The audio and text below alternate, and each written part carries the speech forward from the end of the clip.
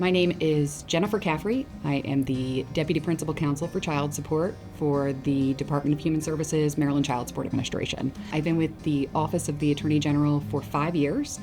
I represent the Child Support Administration in statewide litigation. I also supervise a really extraordinary team of attorneys. We have 50 assistant attorneys general, and I'm really excited and lucky to be in this role because they're all awesome. It is constantly evolving. I didn't come with any sort of family law background, so it was an all-new area of law. I want you to imagine two people that at one point liked each other enough to create a human, and now have gone their separate ways. And sometimes their dynamic is amicable, but many of the families that we deal with, they're struggling.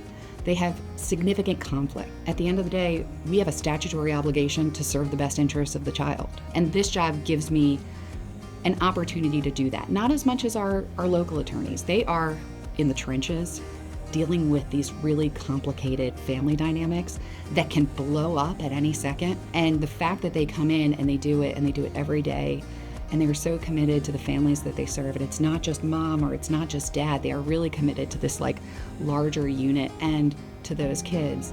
And their work is exhausting, but also hopefully really rewarding.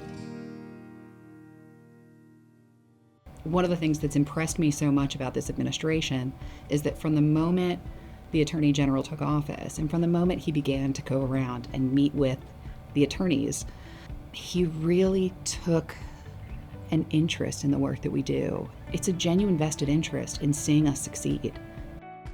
We do a child support conference every year, and I asked him to speak at it, and he did. He told a personal story about an experience with domestic violence.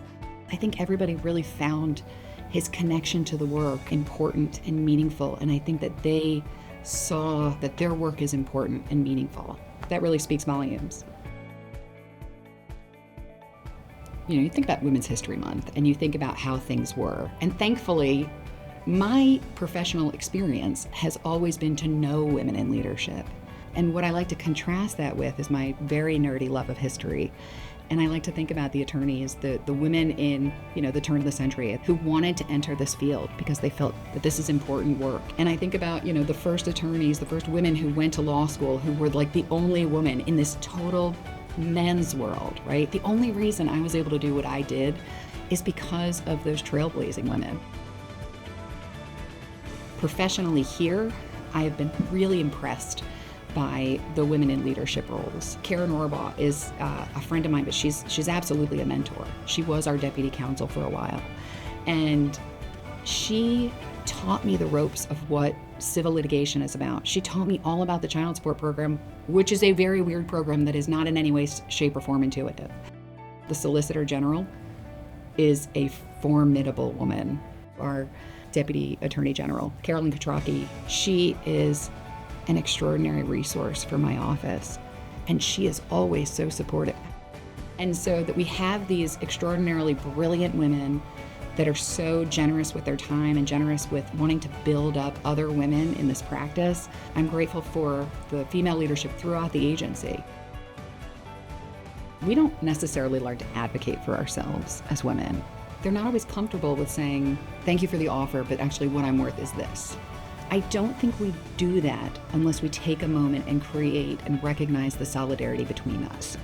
Unfortunately, I think we are quickly approaching a moment where there are forces that want to take us back. And if we don't pause and say, that's not acceptable, we're not going to go back to that. If we don't do that amongst ourselves first, we'll never be able to do it amongst the people who want to do that to us.